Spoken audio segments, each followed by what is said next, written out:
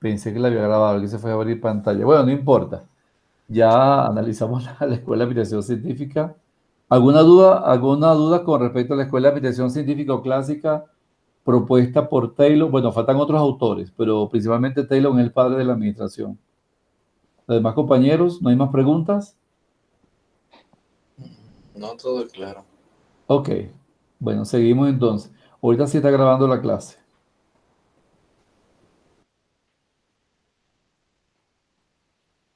Bueno, aquí quedamos. El otro autor de esta escuela fue Henry Lawrence Gantt. ¿Ustedes saben quién fue Gantt? ¿Ustedes han trabajado con sus gráficas? ¿Con la gráfica de Gantt? No, Ok.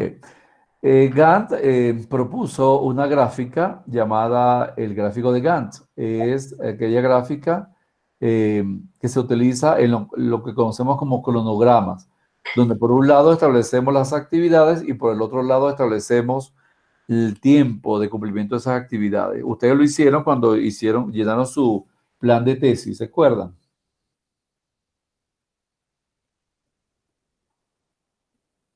Ok. Bueno, Henry Gantt es norteamericano, obtuvo el título de ingeniero y conoció a Taylor, fue discípulo de Taylor. A partir de la fecha de su desarrollo, fue un discípulo. Principalmente prestó más atención a crear un ambiente que le permitiera obtener una mayor colaboración con sus trabajadores. Es decir, que él establece algunas aportaciones, tales como, ¿quién fue? Como les decía anteriormente, fue discípulo de Taylor, presentó más atención a crear un ambiente que le permitiera obtener mayor colaboración de sus trabajadores a través de un sistema de bonificaciones creado por él mismo.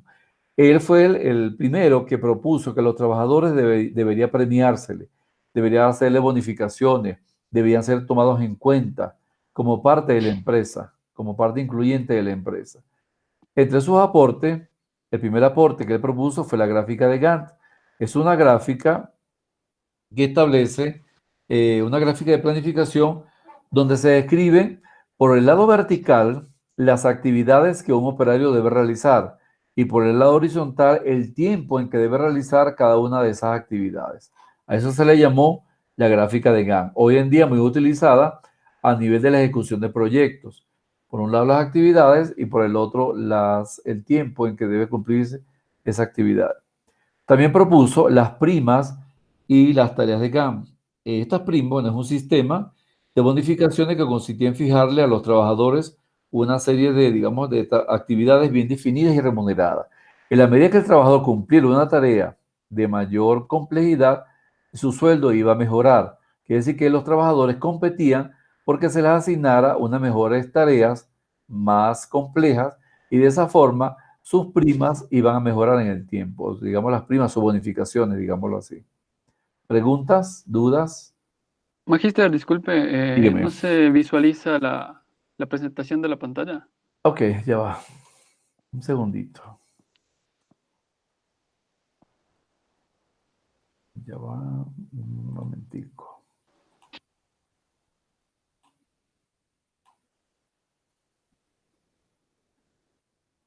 ¿Ahora? Ahora sí. Ok. Bueno, habíamos dicho que Henry Lawrence fue el padre, fue quien promulgó la gráfica de Gantt y fue quien empezó a hacer las aportaciones sobre que al trabajador debería tomarse en cuenta a través de bonificaciones, motivar con bonificaciones. Ese es el segundo aporte. El tercer aporte es el análisis y la psicología del trabajo. Él decía que en la medida que a los trabajadores se les estudiara psicológicamente, podrían ser colocados en aquellas tareas en las cuales ellos fueran más aptos, ¿verdad? Y se podía hacer exámenes psicotécnicos para promoverlos de un cargo inferior a un cargo superior. Es así como nace la psicología laboral, lo que hoy en día conocemos como la psicología industrial. Ese fue un aporte de Gantt. Otro aporte fue adiestrar al empleado. El empleado, al igual que debe ser motivado, tiene que adiestrarlo. O sea, la empresa debe invertir en capacitación para ese empleado de manera que no se vaya a la competencia o no busque un trabajo mejor remunerados, digámoslo así. Y es decir, que tomaba como referencia que ese adiestramiento para la empresa iba a ser una inversión y no iba a ser un costo, porque eso iba a generar mayores beneficios para la empresa y iba a procurar una mejor marcha del trabajador dentro de la empresa. Ese, digamos, fueron los principales aportes de Laura. Y el tercer representante, y el más importante también, algunos autores dicen que es el padre solamente de la escuela clásica. Él fue Henry Fayol. Nació en el año 1841 y murió en el año 1925. Ahora, ¿quién fue Henry Fayol? Nació en Francia, no fue norteamericano. Posiblemente es el autor más distinguido en el campo administrativo. Él fue quien propuso que la empresa era un ente vivo, un ente social y por lo tanto debía regirse por fases o por procesos. Fue el padre de lo que hoy en día conocemos a nivel mundial como el proceso administrativo. Este proceso administrativo tiene cuatro fases, que es la fase de planificación, organización, dirección y control, que la vamos a ver en la próxima clase nuestra. Fayol afirma que la administración es aplicable a todas las actividades humanas y grupos sociales. Como les decía anteriormente, ¿qué propuso él? El proceso administrativo.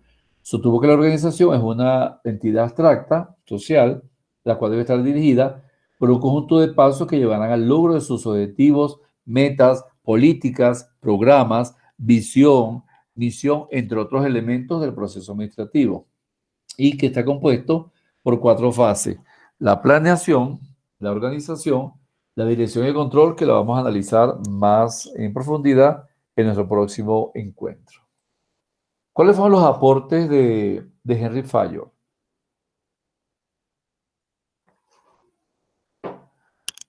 ¿Preguntas hasta aquí, hasta el momento? ¿Dudas? Ok. Él promulgó estos aportes. Primero, la división del trabajo. Fue quien dio el principio de que debía contratarse trabajadores de acuerdo a su especialidad, de acuerdo a sus habilidades, a su destreza.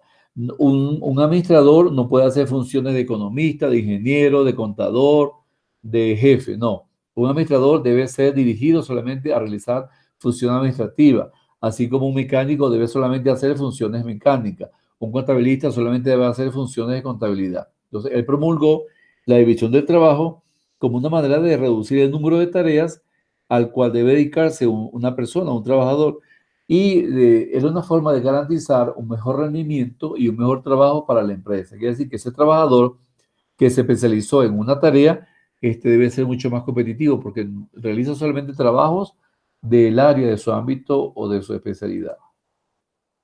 Otro principio promulgado por Fayol es la autoridad y responsabilidad. La autoridad no es más que dar órdenes y trae consigo responsabilidad. Por supuesto, quien delega autoridad automáticamente delega la responsabilidad. Quiere decir que esta autoridad y responsabilidad debe dársele principalmente a los jefes, quienes a su cargo tienen una serie de trabajadores y los cuales debe exigírsele principalmente la responsabilidad. Responsabilidad en cuanto a llegar temprano al trabajo, responsabilidad en cuanto a hacer el trabajo en el tiempo establecido, responsabilidad en cuanto a cooperar con sus compañeros y responsabilidad en cuanto a hacer un buen papel dentro y fuera de la empresa, de manera que se promulgue el sentido de identidad y el sentido de pertenencia. Otro principio es la disciplina. Por supuesto, en toda empresa debe haber disciplina y todo trabajador debe ser disciplinado. Esta disciplina implica respetar los acuerdos entre la empresa y sus empleados, así como aplicar sanciones en forma juiciosa. Todos los trabajadores deben ser disciplinados, como les decía, cumplir su horario laboral, hacer sus actividades, llegar con el uniforme, ser limpio en su sitio de trabajo, generar ergonomía con sus instrumentos de trabajo y de esa forma poder contribuir al enriquecimiento y desarrollo dentro de la empresa. Otro principio es la unidad de mando. Esa unidad de mando le es conferida principalmente a los jefes. Sin embargo, los empleados debían recibir órdenes de un solo jefe, evitar confusiones sobre instrucciones. La unidad de mando implica que los trabajadores solamente deben tener un solo jefe, no dos jefes, y que a ese jefe se le debe obediencia, porque ese jefe, perdón, es el que desarrolla lo que conocemos como la autoridad y la responsabilidad. Entonces, esa unidad de mando, el fallo la establece en la fase de organización, lo que conocemos a nivel de los organigramas o las estructuras organizacionales. Otro principio es la unidad de dirección, donde cada grupo de actividades se desarrolla con un solo objetivo. Por lo tanto, se presenta un plan de trabajo a un solo jefe. Quiere decir que tanto la unidad de mando como la unidad de dirección es un binomio, es un binomio. Quien ejerce la dirección también ejerce el mando, ejerce la autoridad y ejerce la responsabilidad. Por eso estos principios obedecen más a la prioridad de la jefatura, de cómo el jefe debe desarrollar su actividad empresarial con sus colaboradores o con sus trabajadores. Otro principio es la subordinación del interés individual al interés general. Quiere decir que la prioridad es la empresa, no los trabajadores. La prioridad general es mantener el equilibrio en la empresa, que la empresa pueda lograr la maximización de los beneficios y la minimización de los costos. Por lo tanto, el interés de un empleado o grupo de empleados debe prevalecer sobre de la compañía. No, perdón, no debe prevalecer sobre de la compañía. El interés de la compañía prevalece sobre el interés de los empleados. El séptimo principio es la remuneración al personal. Es decir, que el personal debería tener una remuneración digna acorde a las actividades laborales que él realiza. El interés, para mantener la lealtad, de manera que los trabajadores puedan mantener una lealtad y apoyo al trabajo por un pago justo y digno y un pago acorde a la actividad que él realiza. El octavo principio es la centralización versus la descentralización. En este principio es importante acotar el grado apropiado de centralización que varía, por supuesto, para cada asunto diferente. Lo que se busca es establecer un equilibrio entre la centralización y la descentralización. Por ejemplo, en Ecuador. En Ecuador, ¿quién dirige la centralización? El presidente.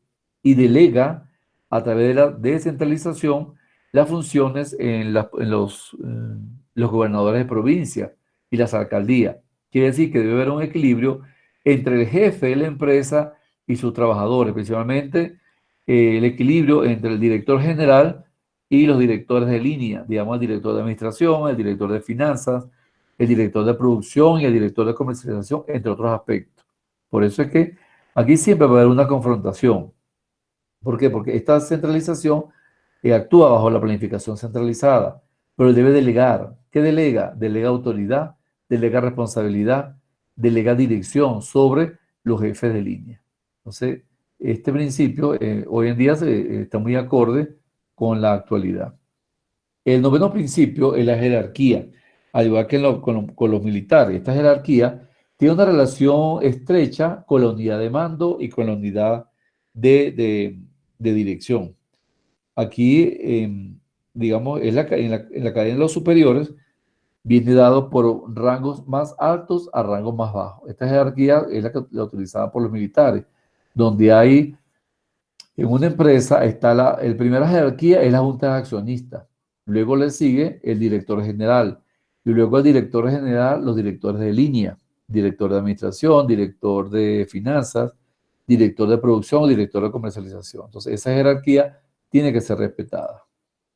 El principio número 10 establece el orden, es decir, una cosa, cada cosa en su lugar. Por ejemplo, los trabajadores del área de mecánica no pueden estar en funciones en el área de contabilidad, o los trabajadores del área de contabilidad no pueden ejercer sus funciones en el área del taller. Quiere decir que cada trabajador debe estar capacitado para desarrollar actividades en la área asignada. Hay un dicho que dice en este ámbito, un lugar para cada cosa y cada cosa en su lugar. El principio 11 se refiere a la equidad. Pregunto yo, ¿qué entienden ustedes por equidad? ¿Qué es la equidad? Igual, igualdad. Ajá, pero igualdad de qué? Igualdad de condiciones, por ejemplo, digamos, si la mujer y el hombre, más o menos, Ajá, están exactamente. en igual condiciones porque los dos tienen las mismas capacidades para poder desarrollar alguna actividad. Exactamente. La equidad no es más que establecer el equilibrio entre sexos a nivel de la empresa. O sea, la mujer no puede ser discriminada, no puede ser menospreciada. Tanta capacidad intelectual tiene el hombre como tiene la mujer. Y esa equidad, principalmente, no es más que la combinación entre la amabilidad y la justicia. Solamente por el hecho que sea mujer, no se le van a pasar algunos elementos, no se puede menospreciar, no se puede tomar en segundo plano. ¿Ok? Entonces, esa equidad es igual de principio, incluso igual de principios administrativos tanto para los obreros como para los empleados. Otro principio muy de moda hoy en día es la estabilidad del personal, o sea, la estabilidad laboral. La empresa debe garantizarle al trabajador una rotación, una estabilidad en su campo de trabajo. Y si lo va a rotar, esa rotación debe ser a un cargo superior, nunca a un cargo inferior, o en mínimo debe ser rotado a un cargo de igual jerarquía, de igual orden, de igual equidad. Quiere decir que si lo estoy rotando a un cargo de mayor jerarquía, por supuesto, ese trabajador debe ser mucho más eficiente, más efectivo y más eficaz y por lo tanto debe tener un sueldo acorde a su nuevo cargo. El principio 13 tiene que ver con la iniciativa. Involucra asegurarle el éxito, involucra mantener a los trabajadores motivados, preparados, que estén dispuestos a trabajar por una empresa en forma unida. Cada trabajador genera una iniciativa, cada trabajador debe ser eh, prepositivo o digámoslo así, debe ser activo para el trabajo el cual le es asignado. Y finalmente, el principio 14 es el espíritu de grupo o unión de personal. ¿Qué implicará este espíritu de grupo o unión del personal? ¿Qué involucra? Que el- al momento de realizar lo que es laboralmente, deben Ajá, estar trabajando conjuntamente, no de forma separada, para que, digamos, la elaboración del producto salga de forma correcta, según yo. exactamente. Tiene que ver con la colaboración del personal, ¿verdad? Lo que el personal debe ser colaborativo. Por ejemplo, en el tecnológico habemos un grupo de docentes de diferentes áreas, pero entre nosotros nos colaboramos. Lo que alguien no pueda dominar, el otro lo puede dominar, entonces se ayuda. Quiere decir que hay un dicho que dice, en la unión está la fuerza. Y por eso el espíritu colaborador, el espíritu de iniciativa, eso que establece el último principio de Henry Fayol. Estos son los principios que toda empresa debe mantener para que pueda ejercerse a través del proceso administrativo. Si estos principios no existen en la empresa, quiere decir que hay debilidad en el proceso administrativo. Sin embargo, él también él promueve una serie de funciones, ¿ok? Que fue otra de las grandes aportaciones. Fayol detecta y describe 6 diferentes funciones en una empresa, principalmente en organizaciones industriales o fabriles o generadoras de producción. Entre ellas está la función técnica, no es más que la función de producir y mantener la planta. La función comercial, la compra, venta, intercambio y comercialización de la producción. La técnica, perdón, la función financiera, todo lo que tiene que ver con los estados financieros, balance general, la búsqueda óptima de capital, plan de inversiones, estado de pérdidas y ganancias, todo el área contable y administrativa, pero el área financiera.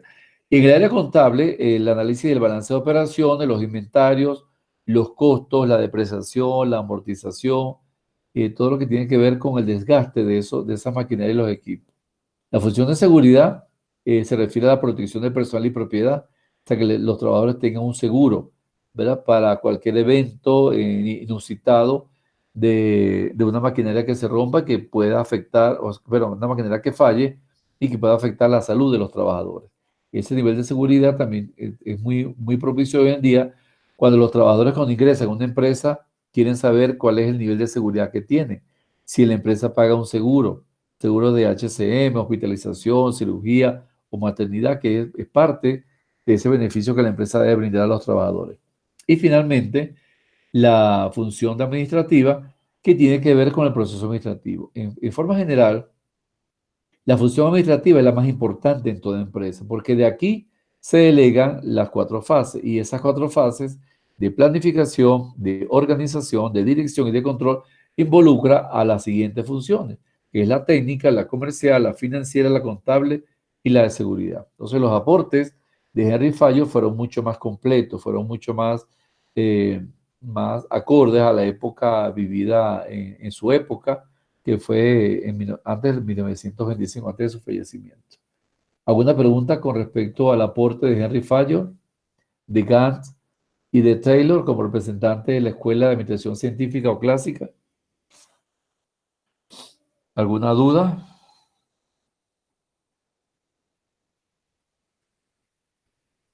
No hay duda. No. El de Henry Lawrence, de los aportes. Ajá, ¿qué duda tiene con los aportes de Lawrence? ¿Qué dudas Acerca tiene? de las gráficas. De las gráficas, ok. Lo que pasa es que la gráfica no la tengo aquí, le va a aparecer en el material de estudio. Él propuso que toda empresa debería regirse su planificación a través de un cronograma de actividades. A ese cronograma de actividades, él lo llamó gráfica de Gantt. ¿Verdad? Es un cuadro donde a nivel horizontal tiene el tiempo de ejecución de las actividades y a nivel vertical tiene las actividades. Quiere decir que cada actividad debe realizarse en un tiempo establecido. Por ejemplo, fabricación de un vehículo. La primera es la producción de la maquinaria, tantas horas.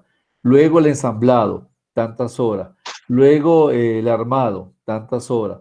Luego la pintura, tantas horas. Luego la colocación a la venta, tantas horas. O sea, que al final esas horas se suman y quiere decir que ese proceso, desde la producción del vehículo hasta la venta, tiene un número de horas establecido. Esa es la gráfica de Gantt. Ya. Lo que pasa es que no la coloqué aquí en la presentación, pero en el material que ustedes van a tener, les aparece la gráfica de Gantt y en los videos, unos videos también que les voy a subir. ¿Alguna otra Ya. pregunta? ¿Alguna otra duda? No, gracias. Los demás compañeros como que se fueron. Bueno, Todo claro, magíster. ok, vamos a ver el segundo enfoque, que es la escuela conductual o la escuela humanista. Esta escuela está representada, el propósito, perdón, de esta escuela era tomar en cuenta la conducta de los trabajadores. Por eso se llama escuela humanista, porque ya no se toma en cuenta el trabajador desde un punto de vista de producción, ya se toma en cuenta el trabajador de un punto de vista de la productividad que él puede generar. Se toma en cuenta sus emociones, su conducta, sus sentimientos, su relación familiar, la relación con sus hijos, la relación con su esposa. Es decir, toma como referencia la motivación, el liderazgo y la comunicación. Entre los máximos representantes de esta escuela está Elton Mayo, Abraham Maslow, Henry Herzberg, Douglas MacGregor y McClellan. Vamos a analizar algunas de las aportaciones no de todos, pero sí de lo más importante. Sin embargo, en el material les aparecen las aportaciones de cada uno.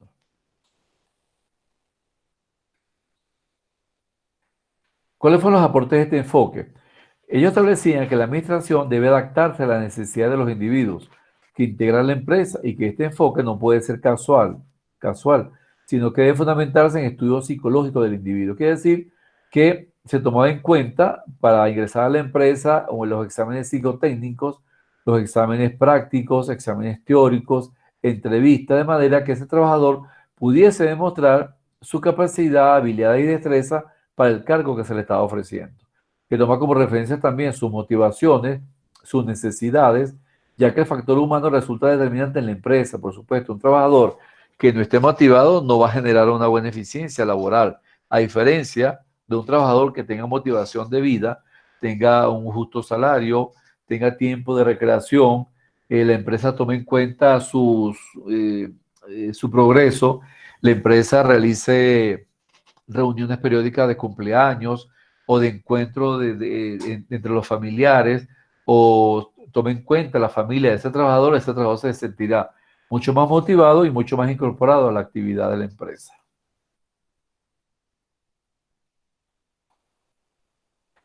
Los psicólogos iniciaron las investigaciones, este grupo de psicólogos iniciaron investigaciones sobre la selección del personal, como les decía anteriormente, elaborando test, pruebas para escoger los mejores hombres para las tareas concretas relacionadas a aspectos físicos, con el rendimiento tanto intelectual como rendimiento físico, como la temperatura, la luminosidad, la humedad, el ruido. Quiere decir que cada trabajador debía tener estos elementos para que tuviese una motivación, una buena temperatura en su oficina, una buena luminosidad, humedad, poco ruido, es lo que conocemos como la ergonomía, la adaptabilidad del trabajo al ser humano o de los equipos de trabajo al ser humano.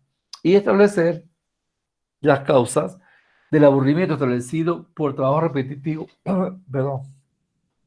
Ellos estudiaron cuáles eran las causas que un trabajador se sentía aburrido cuando su trabajo era repetitivo, principalmente de los obreros. Muchas veces el trabajo de los obreros es repetitivo porque tienen que estar 8 horas manejando una máquina que produce tantos pares de zapatos, digámoslo así, en tantas horas. Entonces ellos tomaron en cuenta cuáles eran los niveles de motivación que el trabajador debería tener para que no se sintiese aburrido en su trabajo y para que generara un mayor rendimiento dentro del mismo. La desventaja de esta corriente es que el idealismo respecto a las relaciones humanas estaba condenado a la impopularidad en el campo tan práctico como la empresa. O sea, los dueños de empresas no estaban acorde con esta corriente porque decía que el trabajador lo que interesa es que produzca, y no era necesario tomarlo en cuenta a nivel de las motivaciones, ni las emociones, ni los sentimientos, ya que en muchas ocasiones, si esos trabajadores iban a ser tomados en cuenta a nivel de la conducta, se descuidaba el aspecto técnico y el paternalismo exagerado ocasionando resultados muy pobres. Muchas veces la desmotivación genera pérdidas a la empresa, ¿verdad? Genera también que el trabajador esté bajo perfil, el trabajador no quiera aportar más de lo que se le exige. Entonces, para el empresario de esa época, esta corriente no tuvo una gran aceptación. Es, digamos, la corriente humanista. La otra corriente o el otro enfoque es el enfoque de la teoría XY. Pregunto, ¿alguna duda con respecto a la teoría conductual o humanista? ¿Alguna duda? No, todo correcto. Sí, Ok, todo claro. ok. Vamos a analizar ahora la teoría XY, cuyo propulsor fue Douglas MacGregor, nació en 1906, murió en 1964. Él establecía que había dos tipos de trabajadores. Un trabajador muy flojo, muy falta de competencia, y un trabajador proactivo que quería, se sentía motivado, quería ascender en el trabajo, quería llegar a ser jefe. Entonces, a la teoría X, ¿verdad? Él la llamó la teoría de los trabajadores inectos o flojos, que solamente ven el trabajo como una obligación. Él establecía que el trabajador tiene que ser obligado, controlado y amenazado para que cumpla con los objetivos organizacionales. El trabajador desea evitar responsabilidad, por supuesto no se siente motivado. Tienen poca ambición y quieren seguridad, o exigen seguridad, pero tienen poca ambición, no son colaborativos, no tienen unión de mando, no tienen unión de dirección, tampoco tienen unión a nivel del personal, o sea, no se sienten integrados a la empresa. Y el ser humano corriente tratará de evitar el trabajo. Eso es lo que él llamó la teoría X. O el trabajador X. Es perezoso, prefiere que lo dirijan, no toma decisiones. Hace solamente lo que le corresponde según el manual de cargos. No propone nuevas actividades. Es el trabajador X. Y el trabajador Y es todo lo contrario. No solo acepta la responsabilidad, sino que la busca. Son creativos para solucionar problemas, son proactivos, le busca enfrentarse a retos, le gusta tener retos en el trabajo. El grado de compromiso lo recompensa con sus logros, es decir, que son promovidos en forma mucho más rápida, por supuesto, que el trabajador X. Y se caracteriza por ser una persona positiva. Esa es la teoría XY. ¿Alguna duda con la teoría XY de MacGregor?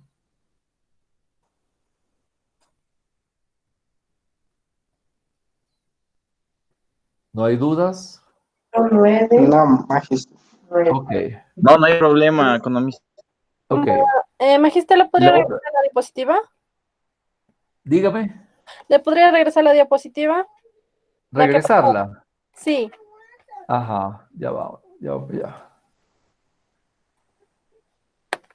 La teoría aquí de McGregor, ajá, dígame. Sí, en la parte de lo que es de la teoría XY, ¿en dónde se enfocaban para más o menos tratarle de obligar al empleado a que cumpla las responsabilidades dentro de la empresa? Ok, la única forma de que este empleado cumpla la responsabilidad de la empresa es a través de modificaciones, de compensaciones. O sea, motivarlo para que mejore su calidad de trabajo, pero tiene que ser evaluado, ¿verdad? Para que de un trabajo X, de un trabajador X, pasará a ser un trabajador Y.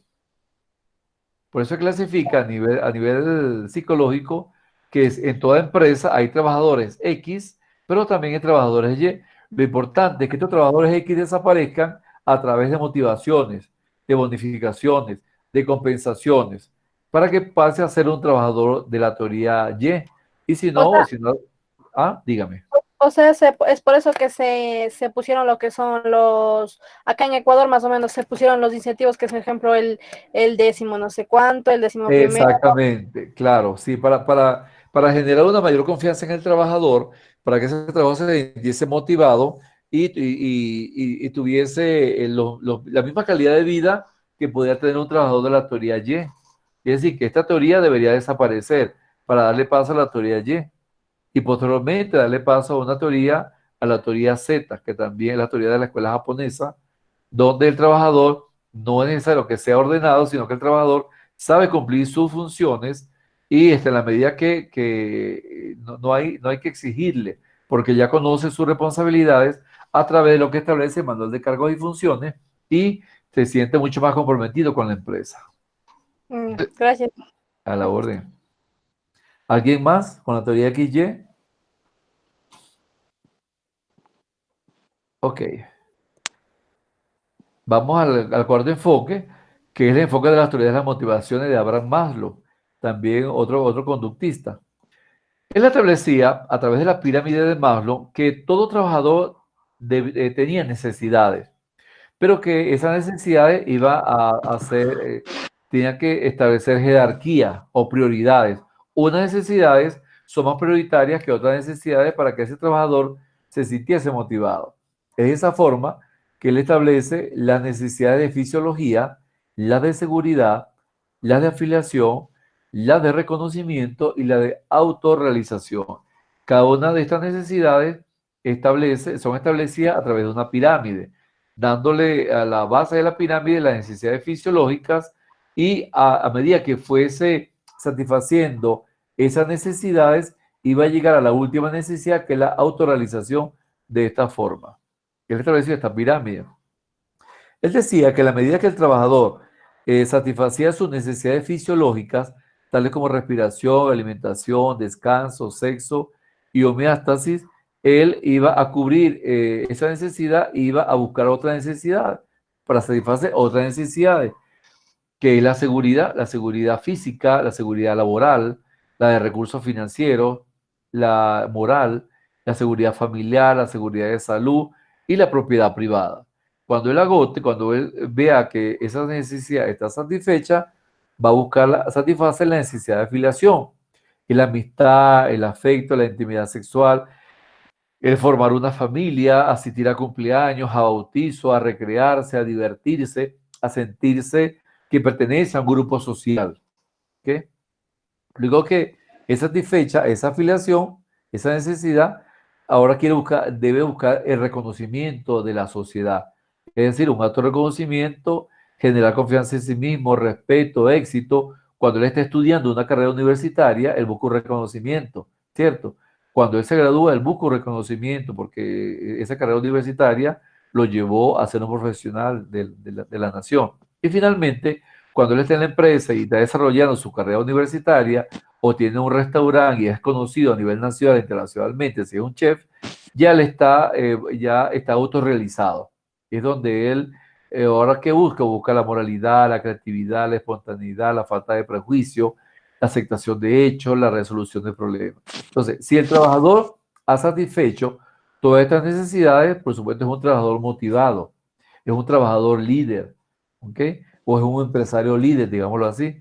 Por eso es que Maslow establece que a la medida que el trabajador va satisfaciendo cada una de esas necesidades, se sentirá autorrealizado.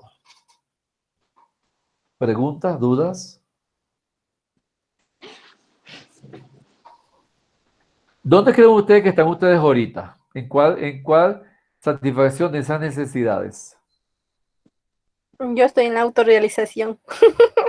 Ah, bueno, sí, también. ¿Y los demás compañeros?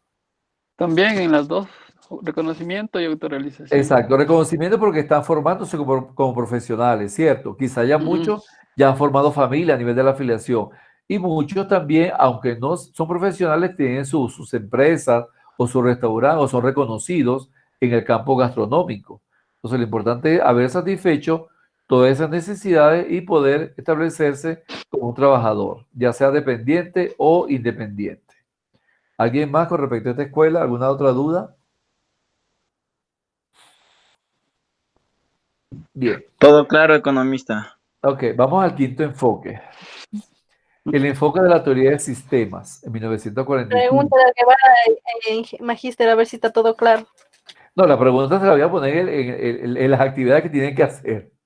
Ahí voy a darme cuenta si en realidad está todo claro.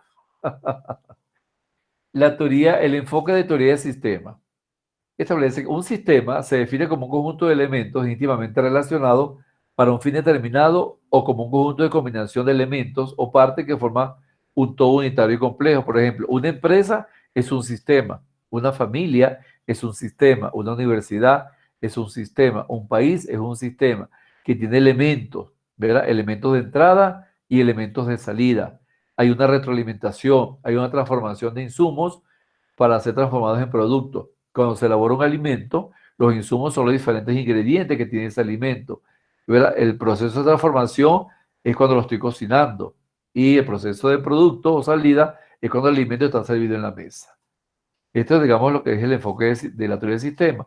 Sin embargo, profundiza más lo que se llama la teoría general del sistema, que ve a toda empresa o toda organización como un sistema social, inmerso en sistemas sociales mayores y en constante movimiento que se interrelacionan y afectan mutuamente. Quiere decir que toda organización o empresa obedece a un país, sin embargo hay empresas que tienen matriz en un país y se afilian o establecen franquicias a nivel internacional y esas empresas funcionan como sistema a nivel nacional y a nivel internacional. Quiere decir que hay una interrelación que se afecta mutuamente. Las grandes firmas son parte de esa teoría general de sistemas. O sea, en el ámbito gastronómico, magistra, vendría a ser lo que es en las KFC, por ejemplo. Tiene la matriz, Exactamente. no me equivoco, ¿no es cierto? Ajá, sí, tiene la matriz de Estados Unidos y a nivel mundial se conoce KFC, igualmente McDonald's, Pizza Hut, o sea, las grandes franquicias de alimentos de comida rápida funcionan bajo esta teoría general del sistema. Ahora, ¿qué establece la teoría general del sistema? Que hay elementos, entradas o insumos, salidas o resultados, ¿verdad? Que será el producto, el procesamiento de la información y la retroalimentación. Vamos a verlo a nivel de un diagrama. Y el ambiente, por supuesto, el ambiente interno y el ambiente externo. Aquí vemos los elementos de un sistema, puede ser una empresa, puede ser una universidad, como les decía, o puede ser el gobierno. ¿Verdad? Hay entradas, ¿verdad? Son los insumos, hay un proceso de transformación que es el ambiente interno y hay salida que es el producto. Ahora, ese proceso de transformación se da a nivel interno, pero a través a nivel externo, cuando las empresas obedecen a satisfacción de clientes y también la empresa tiene relación con proveedores, tiene relación con el gobierno cuando pagan sus impuestos. Quiere decir que si se da el equilibrio entre las entradas y a nivel de transformación y la salida a nivel de producto, quiere decir que hay una retroalimentación. Por ejemplo, como le decía, aquí en un restaurante están las entradas que se dan los ingredientes para hacer un alimento, ¿verdad? El proceso de transformación, que es la cocción de estos alimentos, y la salida, que sería el producto o la comida ya hecha. Si esta comida está bien hecha, la retroalimentación favorece o da como resultado que hubo una buena combinación de ingredientes. Ahora, si esa comida es rechazada, quiere decir que aquí no, esos ingredientes, le faltaron otros ingredientes, o también que hubo debilidad en el proceso de transformación. Entonces, esto funciona como un sistema, puede ser una empresa, un hospital, cualquier institución pública o privada, funciona como un elemento del sistema y es parte de esa teoría de sistemas. Esto va más que todo enfocado a la ingeniería. Aquí vemos también otro diagrama. Fíjense, la empresa. ¿Cómo he visto la empresa? Como un sistema.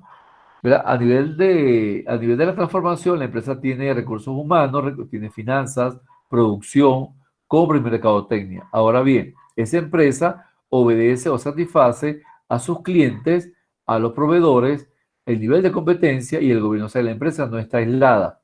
Y es lo que se llama el medio ambiente, donde esa empresa obedece o tiene requerimientos para satisfacer a los clientes, ¿verdad? Esa empresa tiene que velar por el nivel de competencia, a su vez tiene que tener una buena calidad de proveedores y, por supuesto, pagar sus impuestos al gobierno. ¿Preguntas? ¿Dudas con la teoría de sistemas? No hay duda. Vamos a ver las actividades como las van a hacer. Economista, la Dígame. teoría, disculpe, la teoría del sistema solo se aplica para empresas privadas, ¿verdad? Porque no se maneja el mismo nivel de jerarquía, se diría. No, sí, obedece más que todo para las empresas privadas, puesto que las empresas públicas tienen sus lineamientos ya descritos a nivel de las ordenanzas, las leyes y los reglamentos. Pero sin embargo, la empresa pública también es un sistema, pero es mucho más rígida, es mucho más estricta, a diferencia de las empresas privadas, que hay más flexibilidad porque los dueños lo que buscan es un lucro o un beneficio económico. En cambio, las empresas públicas lo que se busca es un beneficio social, de bienestar económico y Ya, social a la no. población. Muy ¿Ah? amable, gracias. No, no, siempre a su orden. Ok. Es lo que se llama esto, el diagrama de la organización como sistema. Y la sexta escuela es la escuela de la calidad total. Esta escuela es una escuela japonesa que establece que la producción debe estar combinada con la productividad y que la calidad total no solamente debe tomarse en cuenta al final por el producto, sino por todo el proceso desde inicio a fin para la elaboración de ese producto. Establece el concepto de calidad, que es el comportamiento del producto que produce satisfacción al cliente, adecuación en el uso o la ausencia de deficiencia que evita la insatisfacción en el cliente. Sin embargo, esta escuela lo que busca es la calidad total. La calidad solamente busca satisfacción del cliente, ¿verdad? Evitar la insatisfacción del cliente. Sin embargo, la calidad total a la que se debe esta escuela o este enfoque es un concepto administrativo que busca la participación organizada de todos los miembros de una organización o una empresa, elevando integralmente la calidad de sus procesos, productos y servicios, previendo errores y haciendo un hábito de la mejora constante con el propósito de satisfacer necesidades y expectativas del cliente. Quiere decir que la calidad va desde los insumos o desde la materia prima hasta satisfacer las necesidades del cliente o las expectativas del cliente. Principalmente cuando el cliente no solamente se le atiende, sino que hay un seguimiento al cliente, una satisfacción postventa del cliente. Y eso es lo que se llama la calidad total. Cuando el cliente no hay que perderlo solamente por el hecho de que se le vendió un producto o se le ofreció un servicio, sino que al cliente hay que mantenerlo satisfecho. La empresa debe innovar productos, servicios y atender y ofrecérselo a esos clientes o buscar nuevos clientes. Vamos a ver. Esta escuela tiene varios enfoques, pero este enfoque tiene varios aspectos.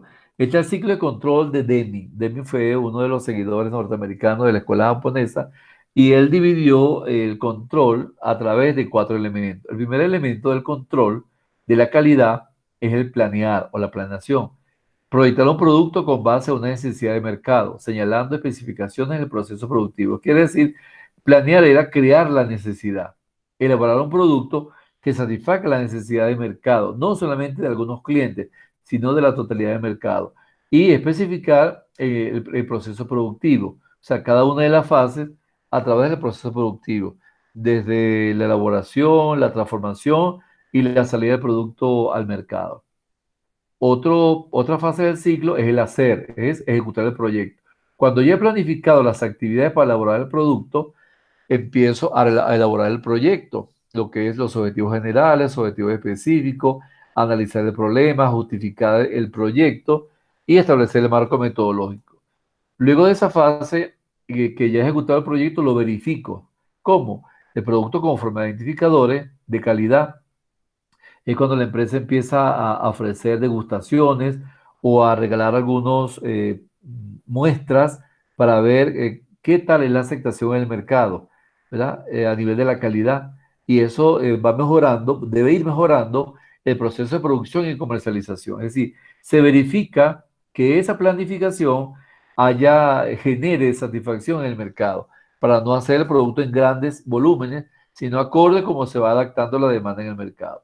Y finalmente, luego que se planea, se realiza el proyecto y se verifica a nivel de controles, este es el actuar. Ya es cuando el producto está en el mercado, se interpretan los reportes, las estadísticas, se interpretan las encuestas, los registros, para actuar a través de cambios en el diseño del producto. Si el producto hay que hacer un nuevo diseño, se mejoran los procesos de producción, si así lo exigen los clientes o el mercado, se mejoran los niveles de comercialización para establecer una mejora continua. Quiere decir que a nivel del actual existe una mejora de continua de producción del producto. No solamente se lanza el producto y se deja allí, sino que a través de esa verificación, ¿verdad? Se está en constante contacto con el mercado y ese producto cada día debe ser mejorado según la exigencia del mercado. Aquí aparece el ciclo de Deming. ¿Qué es planificar? Se responde a las preguntas qué y cómo, o sea, qué elaborar y cómo elaborarlo. Se identifica el problema, se valora la situación actual, se analizan las causas del problema, se establecen los objetivos, como les decía, los objetivos generales, objetivos específicos del análisis de ese mercado. Se formulan estrategias, planes, acciones y se realizan y se asignan los recursos monetarios. Al hacer, se implementan las posibles soluciones, los posibles escenarios del mercado. Se asignan funciones y responsabilidades en forma y se capacita el personal. Se aportan los recursos monetarios. Se registran los datos estadísticos. En el verificar, se sigue el proceso y se mide de forma continua. O sea, es un constante control. Se evalúan los datos de las acciones introducidas, si hay que hacer una corrección del producto. Se identifica la causa del éxito o también las causas del fracaso en la verificación. De manera de que esto se hace antes de emitir el producto en masa al mercado. Y finalmente, el actuar, se le plantean los objetivos, se analizan las estadísticas obtenidas en el mercado, se estandariza lo que ha funcionado, o sea, se promueve lo que ha funcionado y se establecen las acciones de mejora o acciones preventivas y correctivas. Entonces, el ciclo de Deming establece que todo mercado, toda empresa debe planificar, debe hacer, verificar y actuar. Entonces, se realiza una retroalimentación. ¿Alguna pregunta con respecto al ciclo de control de Deming? En el ciclo de control del Deming, al momento que dice ejecutar el proyecto, ahí se tomaría énfasis a lo que es el marco lógico de un proyecto. Exactamente, es el marco lógico del proyecto. Exactamente. Ese es el marco lógico del proyecto a través de la matriz. Muy bien. ¿Alguien más? Seguimos. El otro ciclo es el ciclo de control de Ishikawa. Ishikawa es un administrador japonés que estableció un control en Japón, muy parecido al control del ciclo de Deming. Él establece que el planear no es más que la determinación de metas, objetivos y métodos de fabricación. El hacer, realizar el trabajo previa, educación y capacitación de los ejecutores. El hacer no es más que preparar al personal que va a elaborar ese producto o va a elaborar esa función o esa tarea. ¿Okay? Capacitar a ese personal. El verificar permanentemente si el producto satisface lo planeado, incluyendo la satisfacción del cliente. Verificar es testear al cliente. Verificar que el cliente esté satisfecho, ¿verdad? Oír las sugerencias del cliente. Y finalmente, el actuar, tomar la acción correctiva necesaria en caso de que exista alguna queja del cliente. Se actúa mejorando ese producto o ese servicio. Aquí vemos el ciclo. Planear es un subsistema de control estratégico, establecer metas y objetivos, determinar métodos y alcanzar metas, estrategias de recursos financieros, materiales, tecnológicos. El hacer se llama subsistema de control de gestión. Es contratar personal competente que realice el trabajo para llevar a cabo esa actividad. El verificar es evaluar el desempeño de los trabajadores, la capacitación de los trabajadores, ¿cierto? Y comparar contra metas y objetivos que fueron elaborados en la planificación. Finalmente, el actuar no es más que estandarizar si el producto está bien elaborado y fue bien aceptado, producirlo en masa y cualquier error tomar acciones correctivas y preventivas para mejorar continuamente esa producción. Esta es la propuesta del control, del ciclo de control de Ishikawa. ¿Alguna duda, alguna pregunta?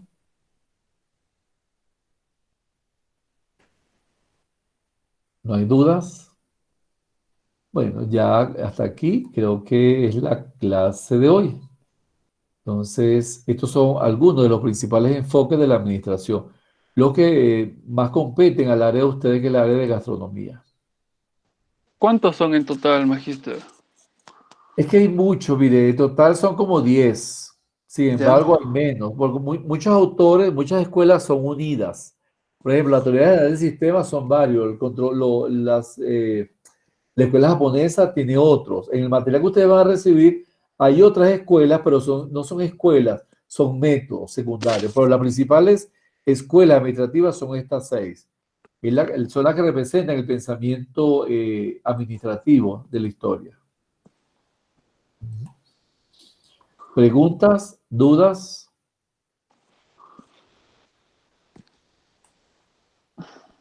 Ya que voy a verificar la asistencia. ¿Alguna duda con respecto a las escuelas? No, magíster. ¿Los demás compañeros? No, Ok, magíster, no. ya vamos a ver qué hay en la plataforma para hoy. Ya vamos a la Alita, plataforma. despierte. Ya vamos a la plataforma.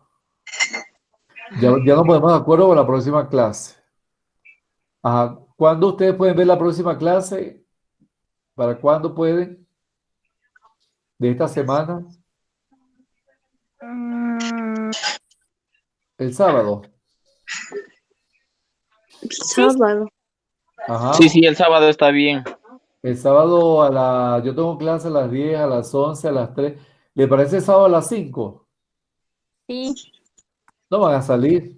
No tienen para dónde salir. listo, a las 5. Ahí no hay excusa.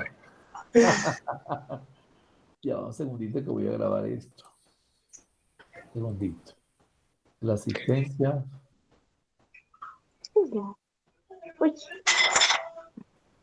Ya va. Ok. Vamos a ver. ¿Dónde está Alba Ojeda? Alba. Presente. Alba, ¿qué le pareció la clase? ¿Qué aprendió de la clase? A ver, las diferentes tipos de organizaciones, o sea, de distintas personas, obviamente, ¿no? De cómo administrar, Ajá. Ajá. De cómo ha transcurrido la evolución del pensamiento administrativo, principalmente, obviamente, ¿verdad?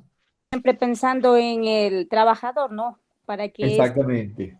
Siempre justamente, empezar a trabajar a través de su motivación y de la búsqueda de satisfacción y que genere beneficios para la empresa. sí. Ajá, muy bien. Cifuentes, Cristian, deme su aporte. Presente. A mí me pareció bien cómo a lo largo de la historia el trabajador ha sido reconocido de alguna u otra forma de mayor manera hasta Ajá, el punto en el que estamos ahora, ya con planes, con un sistema en sí para que la empresa y el trabajador se sientan a gustos en donde están desempeñando su trabajo. exactamente. Lo importante es la adaptación de ese trabajador a la empresa, que se sienta motivado, ¿verdad? Exacto. Exacto, que se sienta motivado y que se sienta partícipe de esa empresa. Vamos a ver. Vamos a ver. Aquí. Ayala, ¿cuál es su aporte? Me parece interesante ya que fuimos viendo cómo desde un principio en los diferentes enfoques que se tuvo, la administración de las empresas va evolucionando con cada sistema que se va realizando. Exactamente. Cada sistema tiene sus propias aportaciones, ¿verdad? Sí. Está la plataforma. ¿Qué pasa aquí? Vamos a ver.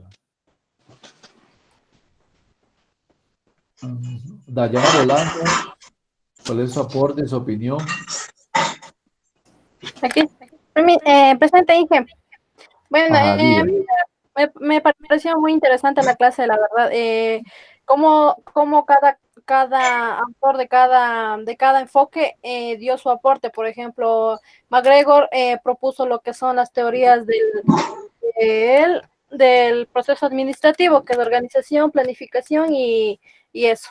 Entonces, igual la pirámide de Maslow, en donde uno se va generando, digamos, una autorrealización, por ejemplo. Claro. Eh, la autorrealización personal, familiar, de seguridad, familiarización y en todo va en relación a un proceso en cuanto a lo que es la administración en general. Ajá, exactamente. También cabe recalcar que también algunos autores pudieron manifestar, por ejemplo, de lo que es las diferentes teorías o enfoque, diría yo, Sí. en lo que es la teoría X y la teoría Y, que es Bien. la teoría de Douglas MacGregor. Ajá. Entonces, en la teoría X estaba un poquito media confusa, pero con lo que usted me explicó, tuve un poco más la idea clara en relación que las empresas deben motivar más a sus trabajadores para que puedan realizar un trabajo de calidad, se podría decir, Sí, exacto. y sacar un producto en sí bien al mercado para que el cliente se sienta satisfecho. Exactamente. Muy bien. Ajá, vamos a ver. Excelente. Denis Armas, opinión. Presente, magíster. Ujú, Bueno, desde mi punto de vista, su clase me pareció bastante enriquecedora acerca de cómo se maneja la administración desde un pasado y cómo fue transformándose hasta un presente. Y bueno, ujú. cada teoría y cada enfoque Sí. nos brinda bastante conocimiento para darnos cuenta de cómo se debería gestionar Ujú, la esa es la calidad empresa. exactamente, la calidad del trato al trabajador y de la Exacto. misma manera también la eficacia, la planeación, Sí. el comportamiento, la psicología. Ujú, muy bien, Ah, excelente. Muy bien. Eric Guevara, su opinión. Bueno, economista, bastante interesante la historia de la Sí, evolución dentro de la vida empresarial, dentro de la empresa. sí, La parte exacto. que me llamó bastante la atención, economista, fue la parte del trabajador X y el trabajador Y. Sí, Me viste abrió muy muchas buen día. dudas. Bastante interesante, economista. Sí, sí, porque lamentablemente todavía permanece esa teoría en el campo laboral. Ajá, sí, como le Sí, dije, sí. exacto. Catherine, su opinión. Bueno, pues me parece interesante su clase, ya que desde un principio se va teniendo en cuenta al trabajador y de una manera durante el transcurso del tiempo se lo va motivando para que realice un buen Ujú, trabajo. exactamente. Fíjate que al principio no era tomado en cuenta, era más importante las maquinarias y poco a poco nuevos psicólogos y administradores fueron aportando ideas de tomarlo como referencia, tomar en cuenta sus necesidades, sus motivaciones, la comunicación, el trato, los niveles de mando, la unidad de dirección, entre otros elementos. Muy bien. ¿Y Kevin Aguilera?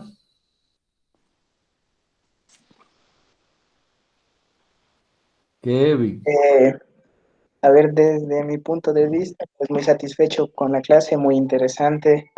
Ujú, La administración, por cómo se va viendo a nivel empresarial o general, eh, exacto. los aportes que vienen dando estos expositores, cada uno con su, Sí. ¿cómo se puede decir? Con su Su diferente Sí, perspectiva, exacto. como viene, Perspectiva y en cuanto al tiempo también. Eran sus tiempos.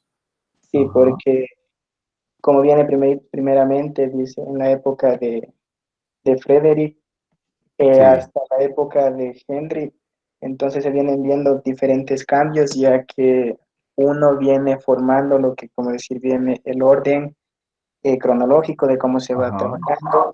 El exacto. otro viene viendo lo que son las gráficas, lo que le pregunté acerca de cómo Sí, uno va ejecutando, como decir, las actividades, como puede ser un manual de producción para exacto. realizar las actividades en el trabajo.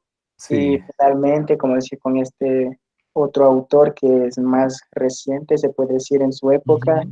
Henry Taylor, se Sí, viene a ver lo que son las perspectivas de cómo él clasifica y ujú. diferencia el trabajo, ya que dice que cada uno no puede estar mezclado en diferentes ámbitos laborales, Claro, como ser el economista, no exacto. puede hacer las funciones del administrador o del contador, Sí, entonces son como decir enfoques o como decir sí. tácticas, cada cual a su, Ujú. a su tema, como decir, A su área, exactamente. Es lo que eso se a su conoce área. como la división del trabajo. Fíjense, yo por aquí tengo, ya les voy a mostrar lo que es una gráfica de Gantt. Ya, un momentico. Ya. Vamos a ver aquí. Tengo mis tesistas. Vamos a ver aquí. Mire, pongan atención. Esta es una gráfica de Gantt. Ustedes le hicieron cuando presentaron su plan de tesis. Esta es una gráfica de Gantt. Fíjense, aquí está el tiempo y aquí están las actividades. ¿Ves? ¿Se acuerdan? Lo que es el cronograma de Gantt. El Sí, sí. cronograma de actividades. Ajá, se llama Ya, sí. cronograma Gantt de actividades. Por aquí están todas las actividades que ustedes han debido hacer cuando iban a hacer tesis y por aquí cada una de las semanas, el tiempo en semana. Entonces, esta propuesta fue llevada a cabo por Gantt, todavía permanece en el campo de la administración. ¿Ves? Se la Ajá. maneja hoy en día, ¿verdad? Sí, todavía está actualizada. El cronograma de Gantt se le llama. Claro. Ujú. Ok. Bueno, vamos a ver entonces las actividades. Vamos a ver. Vamos a ver aquí. Ok, ahorita les voy a abrir. Aquí está la plataforma, ¿verdad? Les voy a abrir lo que son los enfoques o escuela administrativa. Hay un material muy completo sobre estos enfoques que vimos. Las teorías administrativas también se las voy a abrir. ¿Ok? Los enfoques, aquí está el material teórico y estas son las actividades que deben realizar. Entonces vamos a ver cada una de ellas. Vamos a mostrar. Mostrar, mostrar, mostrar. Ok, ¿cuáles son las actividades que van a hacer? Estas son las actividades. Vamos para que abra. A pesar la... ¿Todos están viendo la pantalla? ¿Todos la ven? Sí, Sí, Sí, Sí, Ok. Este es el material. Ahorita, cuando terminemos aquí, le voy a subir esta clase que está grabada. Oye, o sea, se la voy a subir también. Vamos a ver qué nos muestra, cuáles son las actividades que van a hacer con respecto a estas escuelas. Vamos a esperar que abra aquí, que esto está tardando mucho.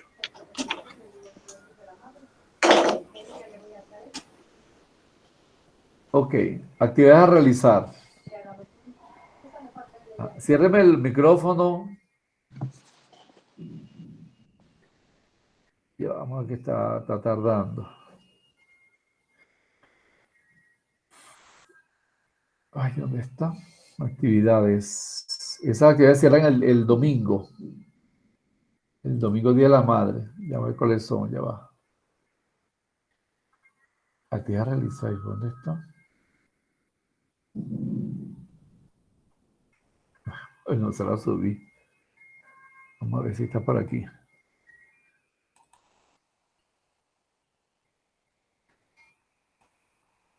Ajá, estas son las actividades. Ajá, aquí está. Van a hacer este cuestionario. Este cuestionario, ¿me están oyendo todos? ¿Todos me Sí, oyen? Ok. sí. sí, Estas son más o menos los tipos de preguntas que le podrían salir en el examen con respecto a esta materia, ¿verdad? Porque sea administración científica, quiénes fueron sus principales representantes. Esto lo van a hacer, qué es la escuela humanista, cuáles fueron los representantes, quién fue el Tom Mayo, que es un sistema, la definición de la teoría general del sistema. Toda esta respuesta está en el material, que es la calidad, su representante, quien fue Deming, menciona la diferencia entre Deming y Chicago. Entonces, estas son las actividades que van a realizar. Estas actividades están en el material, en este material, vamos a ver, en este material, ¿oyeron? Y ya le subo a la clase. Entonces nos quedaría el segundo encuentro para el sábado a las 6, que vamos a analizar el proceso administrativo, que es lo que nos pide el programa. ¿Oyeron? A las 6, Magister. No sé, ustedes me dicen, el sábado a las 6, ¿no? ¿O a qué hora? A las 5. A las 5. Sí, a las Ya va, 5. perdón, a las 5, sí, Sí. a las 5, porque yo tengo clase a las 3:30, sí. El sábado entonces a las 5, ¿oyeron? Ya, listo. Ya, Bueno, ya, entonces Oído, no chef. ok, un momentico, vamos a cerrar. Entonces, sí, bueno, por esto por hoy, muchísimas gracias por la atención. Y entonces, nos vemos entonces el próximo sábado a las 5 de la tarde, ¿oyeron? Listo. Muchas Bueno, gracias. muchísimas gracias por su asistencia. Hasta Muy luego. amable. Muchas gracias. Que pase bien. Igualmente, cualquier duda, me preguntan por el chat, por el WhatsApp. Ya, gracias. Gracias. Bien, hasta Gracias. luego. Hasta luego. Chao. Hasta luego, pase bien.